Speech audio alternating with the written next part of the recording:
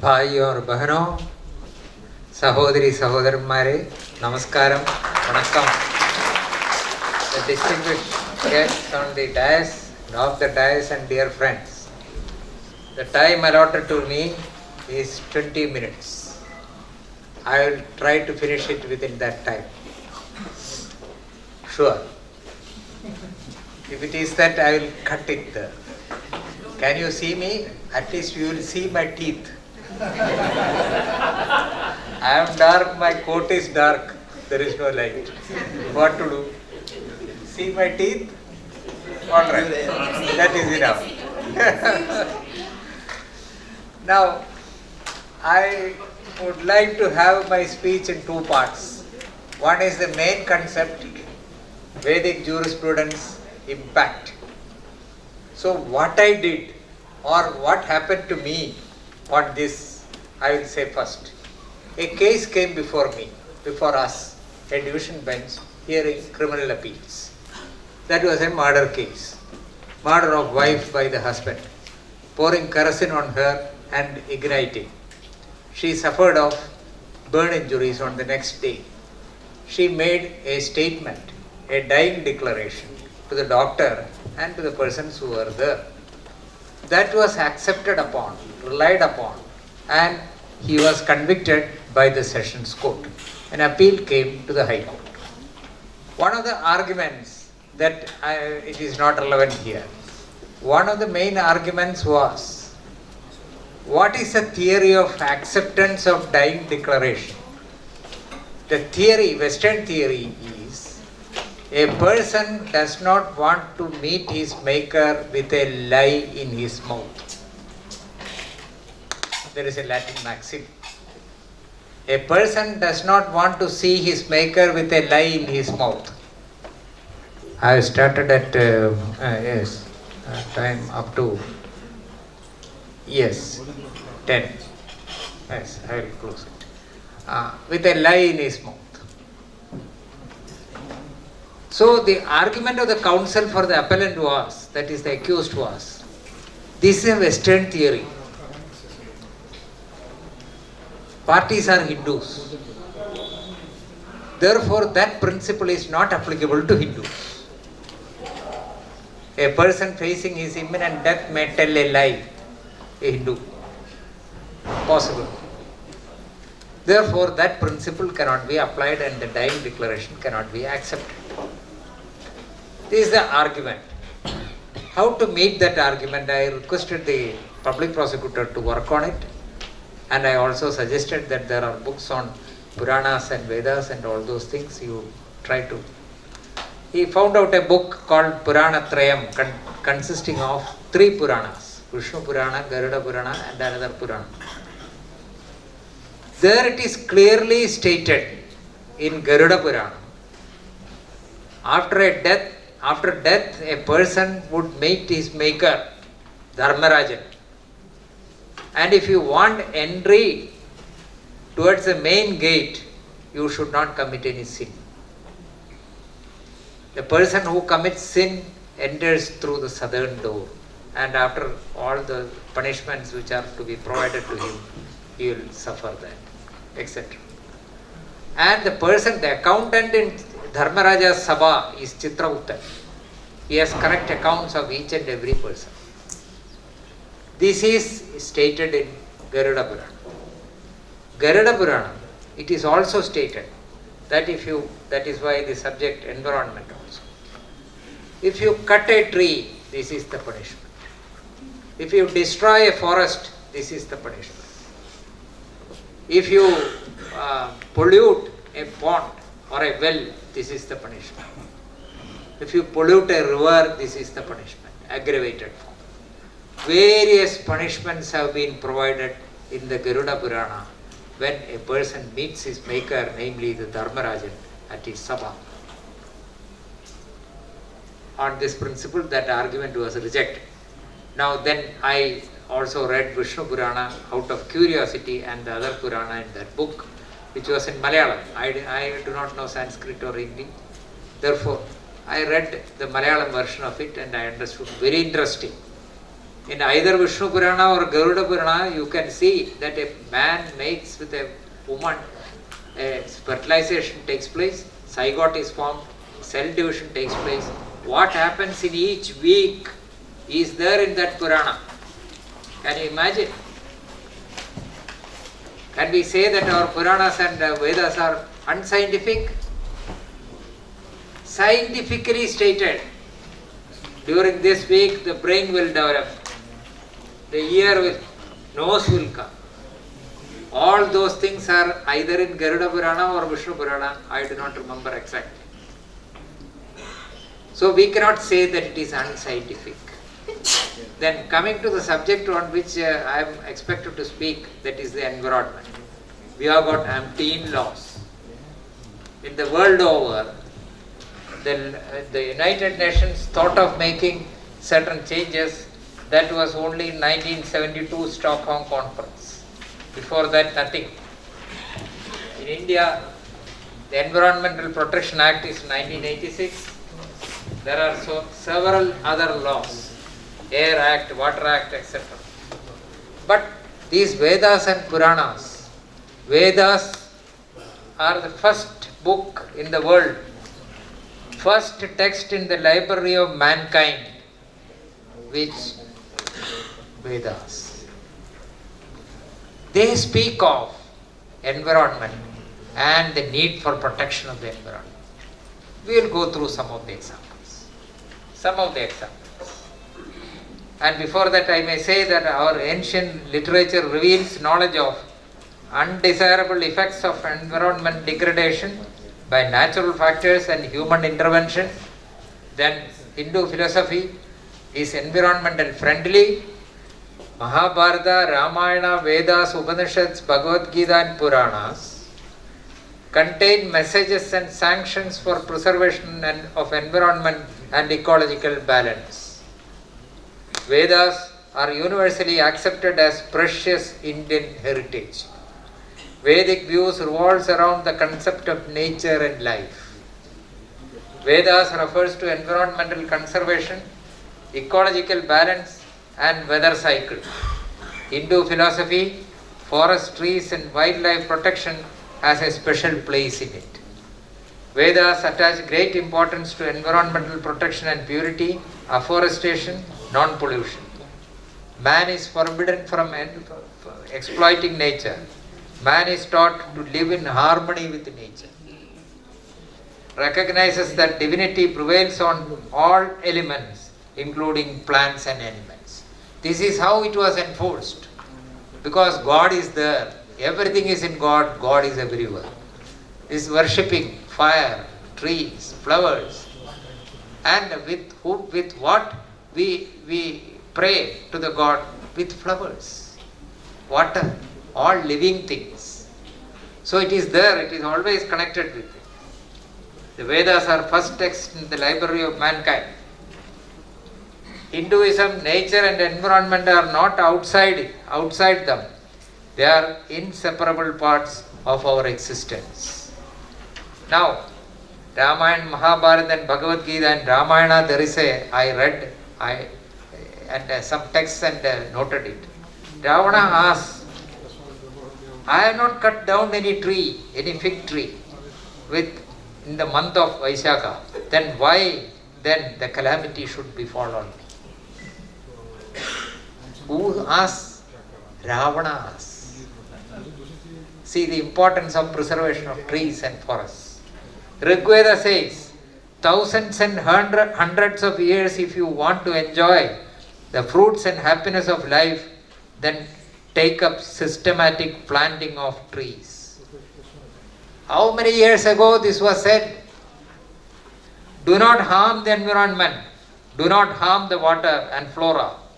Earth is my mother. I am her son. May the waters remain fresh. Do not harm the waters. Do not cut trees because they remove pollution. Is it not scientific? Rivers occasion widespread destruction. If their coasts are damaged or destroyed, and therefore Trees standing on the coast should not be cut off or uprooted.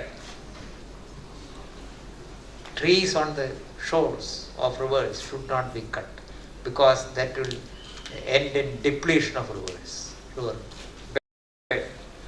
O air, you are our father, the protector. Air has medicinal values. Let wind blow in the form of medicine and bring me welfare and happiness. Then Yajurveda says, do not disturb the sky and do not pollute the atmosphere. No person should kill animals helpful to all. Then next is advice to the king. O king, you should never kill animals like bullocks useful in agriculture, or like cows which gives us milk, and all other helpful animals, and must punish those who kill or do harm to such animals. The oceans are the treasures of wealth. Protect them.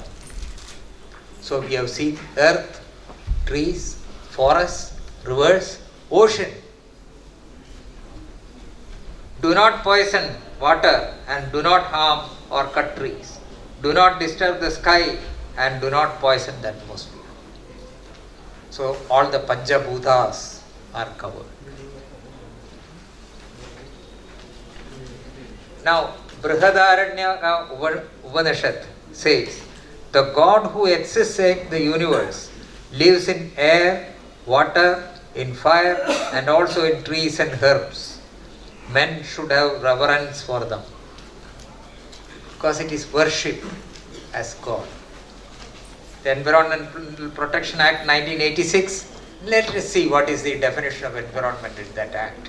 Now, what I said hitherto, and compare with the definition of environment in the Environmental Protection Act. Environment includes water, air, and the land, and the interrelationship which exists among and between water, air, and land, and human beings, other living creatures, plants, microorganisms, and property. Same thing as said in Vedas, Puranas, Upanishads, and other texts. Nothing else, nothing new. Taittiriya Upanishad. One should not cause urine and stool in water. Those days, land was enough, population was less, anything could be done by anybody. At that time it is said, one should not cause urine or stool in the water, should not spit in water, and should not take the bath without clothes, because the water will be contaminated, there will be pollution.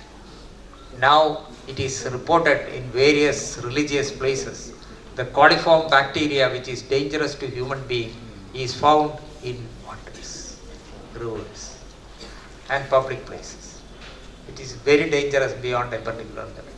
Coliform bacteria mainly from human waste. So this was found in Upanishad at that time. Don't urinate, don't pass other things in the water. So this was at a time when it was not thought of by anybody. Vishnu Purana says, as the wide-spreading Nargoda tree, Sanskrit for banyan tree, is compressed in a small seed, so at the time of dissolution the whole universe is comprehended in thee as its germ. And as the Nargoda germinates from the seed and becomes just a shoot and then rises into loftiness, so the created world proceeds from thee and expands into magnitude. That is, then Narasimha Purana. O wicked man, if you kill a bird, then you are bathing. If you bathe in the river, pilgrimage, worship, and yajnas are all useless. If you kill a bird. Matsya Purana tells about the Vanamaholtsav. Agni Purana says about the plantation of trees and creation of gardens. It leads to eradication of sin, planting trees. Padma Purana says cutting of green tree is an offense punishable in hell, Naragam. cutting trees.